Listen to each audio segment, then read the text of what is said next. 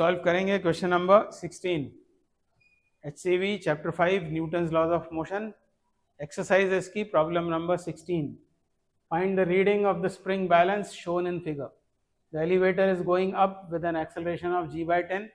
The pulley and the string are light and the pulley is smooth. तो ये है वो सिचुएशन, एक एलिवेटर है जो ऊपर एक्सेलरेट हो रहा है g/10 से, और हमको बताना है इस स्प्रिंग बैलेंस की रीडिंग। स्प्रिंग बैलेंस रीड करता है spring force, in other words tension. तो ये रोप कैसी है ये बताया हुआ है, लाइट रोप है ये और इनएक्सटेंसिबल है। इधर मैंने मान लिया टेंशन T प्रोड्यूस हुआ, तो इधर भी वो T होगा, और ये दोनों T हैं, तो अक्रॉस द पुली ये कितना होगा 2T, और हमको यही रीड करना है। आई मीन ये रीडिंग बतानी है 2T, तो पहले T निकालना पड़ेगा, फिर उसको डबल कर देंगे। दूसरी बात ये कि एलिवेटर फ्रेम ये कैसा है, नॉन इनर्शियल फ्रेम है, तो इसमें सूडो फोर्स अकाउंट में लेना पड़ेगा। उस सूडो फोर्स को लेने के पहले हम मान लेते हैं कि विद रिस्पेक्ट टू एलिवेटर ये वाला ब्लॉक नीचे जा रहा है एक्सेलरेशन A से। ये एक्सेलरेशन कौन सा है, विद रिस्पेक्ट टू एलिवेटर, क्योंकि हम एलिवेटर फ्रेम से ही इसकी इक्वेशंस बनाएंगे, दोनों ब्लॉक्स की इक्वेशंस ऑफ मोशन। तो मैंने मान लिया कि विद रिस्पेक्ट टू एलिवेटर इसका एक्सेलरेशन A है डाउनवर्ड्स, इसका एक्सेलरेशन A होगा ऊपर।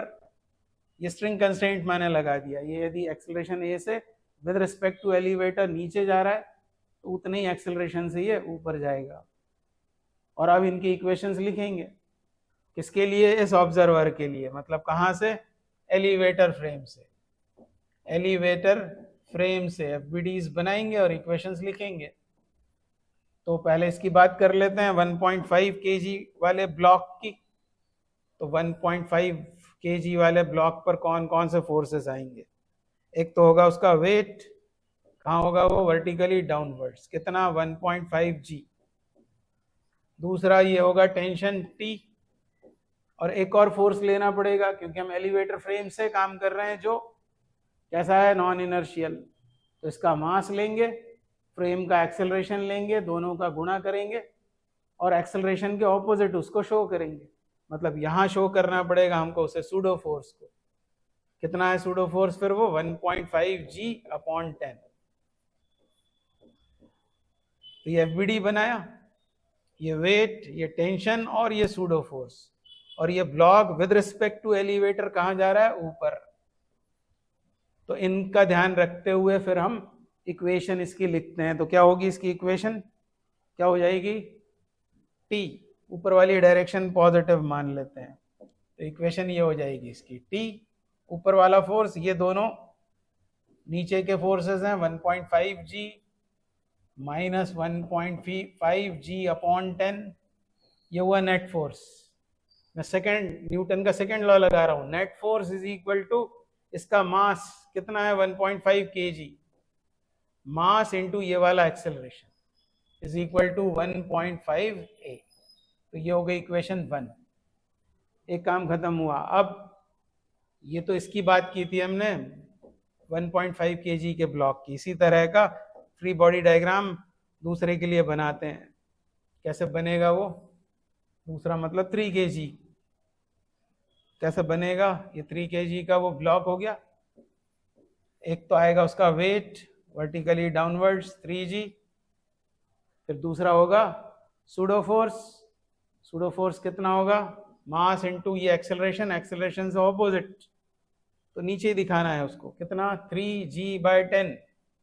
ये दूसरा फोर्स, और तीसरा फोर्स ये है टेंशन, कितना है वो T। और ये ब्लॉक कहाँ जा रहा है, ये ब्लॉक नीचे जा रहा है with respect to elevator, acceleration A से नीचे। तो ये इसका फ्री बॉडी डायग्राम हुआ। और अब इसकी इक्वेशन लिख देते हैं। क्या हो जाएगी इक्वेशन इसकी, 3g प्लस 3g/10,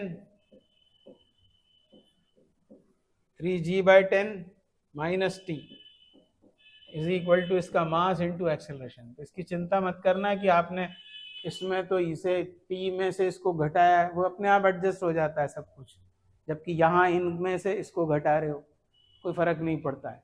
आप वैसे भी करके देखोगे तो आएगा वही। ये दो इक्वेशंस बनी। अब यदि मुझे क्या चाहिए, स्प्रिंग बैलेंस की रीडिंग, मतलब मुझे क्या बताना है, 2T मुझे फाइंड करना है, यानी T की जरूरत पड़ेगी। तो पहले A निकाल लेते हैं और फिर T फाइंड आउट करेंगे। तो इन दोनों को मैंने जोड़ दिया, और जब इन दोनों को हम ऐड कर देंगे दोनों इक्वेशंस को, तो ये इससे कैंसिल आउट हुआ, जोड़ रहे हैं दोनों को, और 3G और 3G/10, और इधर 1.5G माइनस 1. तो G/10 वाले इन दोनों को अलग लिख लेते हैं, इन दोनों को अलग लिख लेते हैं। 3G माइनस 1.5 यानी 1.5G हो जाएगा ये, और इसमें से इसे सब्ट्रैक्ट करेंगे तो कितना बचेगा, 1.5G/10, और इन दोनों को ऐड कर रहे हो मतलब 4.5A हो जाएगा ये, है ना। और फिर 1.5 कॉमन ले लें इसमें से, इसको कैंसिल कर दे, ये 3A बन जाएगा, और यहां रह जाएगा सिर्फ G माइनस G/10, यानी ये हो जाएगा 9G/10 is equal to 3A। तो acceleration of the blocks with respect to elevator frame, 3 से इसको काट दें तो ये हो गया 3G/10, ये आ गया एक्सेलरेशन। तो मेरी सॉल्विंग सही है? नहीं, सॉल्विंग मेरी सही नहीं है। ये 11G क्यों हो जाएगा भाई? अच्छा, ये एडिशन कर रहे हैं इनका, ओके, यहाँ मैंने गलती की है।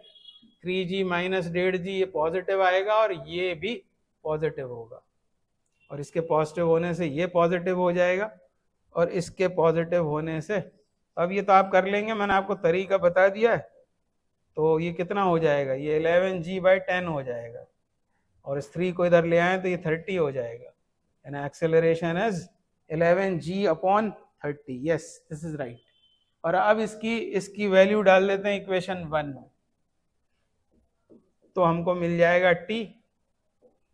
जब इसकी वैल्यू A की यहाँ सब्स्टिट्यूट कर दोगे आप, और इस टेंशन को सॉल्व करोगे, तो आसानी से सॉल्व हो जाएगा। वो ये आएगा 132, 132। सॉल्व जरूर करना आप, मैंने आपको यहाँ तरीका बता दिया, क्योंकि इंपॉर्टेंट तो यही बात थी।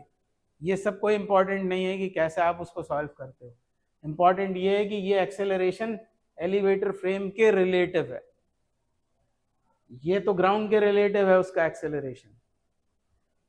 एक्सेलरेटेड फ्रेम है तो इसको अकाउंट में लोगे तो सूडो फोर्स दिखा दोगे, और फिर दोनों ब्लॉक्स के लिए इक्वेशंस बन जाएंगी, एक्सेलरेशन आ गया, फिर इसकी वैल्यू सब्स्टिट्यूट की तो टेंशन आ रहा है 132/60 G न्यूटन। तो ये आ गया T। अब T हमारा आंसर नहीं है, रीडिंग तो कैसे आएगी, 2T से रीडिंग होगी 2T, जो मैंने यहाँ शो कर रखी है।